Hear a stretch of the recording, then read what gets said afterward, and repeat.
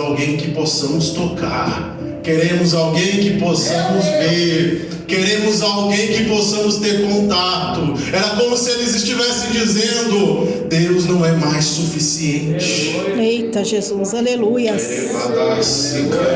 Aleluia, Jesus.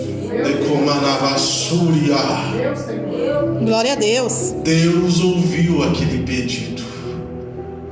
Então, na sua grandeza, ele orienta o profeta e ele cria um encontro de Samuel com Saul. Saul, seu pai perde as jumentas e ele vai à procura. E um dos seus servos: vamos até o vidente daquele lugar, que naquele tempo o profeta era chamado de vidente. E eles foram até o profeta Samuel.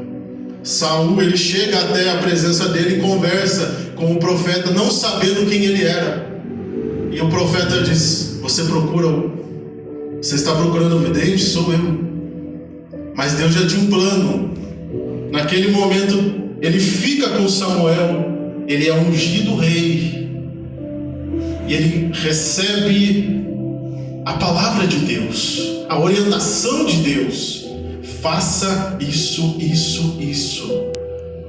Quando estamos na direção de Deus, ele nos manda uma palavra. Oh, glória, aleluias.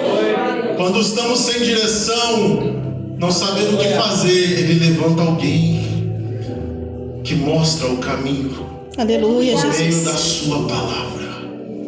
Assim era naquele tempo. A Bíblia diz que o profeta que Saul, ele recebe o Espírito do Senhor e ele profetiza. Ele recebe autoridade, ele se levanta como um rei, como um governador, e começa a liderar o povo nas guerras. Ele começa bem o seu ministério como rei, obedecendo, fazendo o que Deus manda por intermédio da palavra profética. glória a Deus. Aleluia, Jesus. Mas certa vez ele recebe a palavra do profeta, vai até os amalequitas, destrói totalmente essa nação pelo seu pecado que cometeu com o meu povo. Assim diz o Senhor. Glória a Deus. Ele vai, pega o seu exército e marcha para a guerra contra aquele povo. A Bíblia diz que ele vence, que ele conquista, mas a ordem do Senhor era: destrói desde o rei até os animais, não deixa ninguém vivo.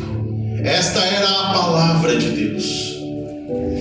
Mas a Bíblia diz que ele conquista o lugar, mas o rei continua vivo. Ele conquista o lugar, mas os animais continuam vivos. E o resto ele destrói totalmente, diz a palavra. Oh, glória, aleluia. Enquanto isso acontecia, Deus falava com o profeta Samuel.